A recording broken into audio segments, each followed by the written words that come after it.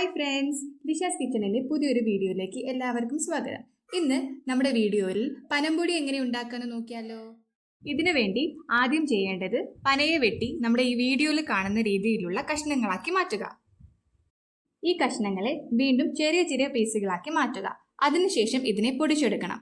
കൂടുതൽ ക്വാണ്ടിറ്റി ഉള്ളത് കൊണ്ട് ഞങ്ങൾ മില്ലിൽ കൊണ്ടുപോയിട്ടാണ് ഇത് പൊടിച്ചിട്ടുള്ളത്. ക്വാണ്ടിറ്റി കുറവാണെങ്കിൽ നിങ്ങൾക്ക് വീട്ടിൽ നിന്ന് തന്നെ ചെറിയ പീസുകളാക്കിയതിനു ശേഷം ഇതിനെ പൊടിച്ചെടുക്കാവുന്നതാണ്. മില്ലിൽ നിന്നും നമുക്ക് പൊടി ഈ ഒരു രീതിയിലായിരിക്കും കിട്ടുന്നത്. അതിനുശേഷം വലിയ പാത്രത്തിലേക്ക് നിറയെ വെള്ളമെടുത്ത് വൃത്തിയുള്ള തുണി കൊണ്ട് ഈ വീഡിയോയിൽ കാണുന്നത് പോലെ പാത്രത്തിന്റെ മുകളിലായിട്ട് വെച്ച് കെട്ടുക. എന്നിട്ട് മില്ലിൽ നിന്നും പൊടിച്ചു കൊണ്ടുവന്ന പനംപൊടി തുണിയുടെ മുകളിലേക്ക് ഇടുക. ഈ തുണി വെള്ളത്തിൽ ഇറങ്ങിയിരിക്കണം, അത് പ്രത്യേകം ശ്രദ്ധിക്കേണ്ടതാണ്. 2 കൈ കൊണ്ട് നന്നായിട്ട് കുഴയ്ക്കുക. ഇതിൽ നിന്നും വരുന്ന വേസ്റ്റ് നമ്മൾ മാറ്റി വെക്കേണ്ടതാണ്.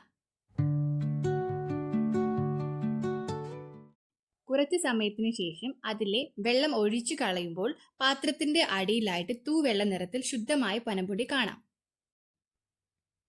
ഇതിലേക്ക് ശുദ്ധമായ വെള്ളം ഒഴിച്ച് വീണ്ടും മിക്സ് ചെയ്യുക. കുറച്ച് സമയത്തിന് ശേഷം ഈ വെള്ളം ഒഴിച്ചു കളയുക. ഇത്ര സിമ്പിളായിട്ട് വീഡിയോയിൽ കാണുന്ന പോലെ ഒരുപാട് ഗുണമുള്ള പനംപൊടി നിങ്ങൾക്കും തയ്യാറാക്കാം.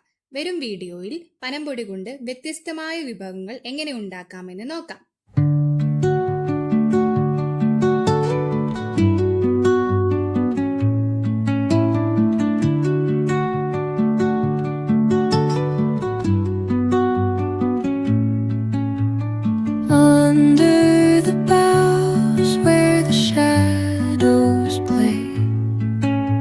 The wind hums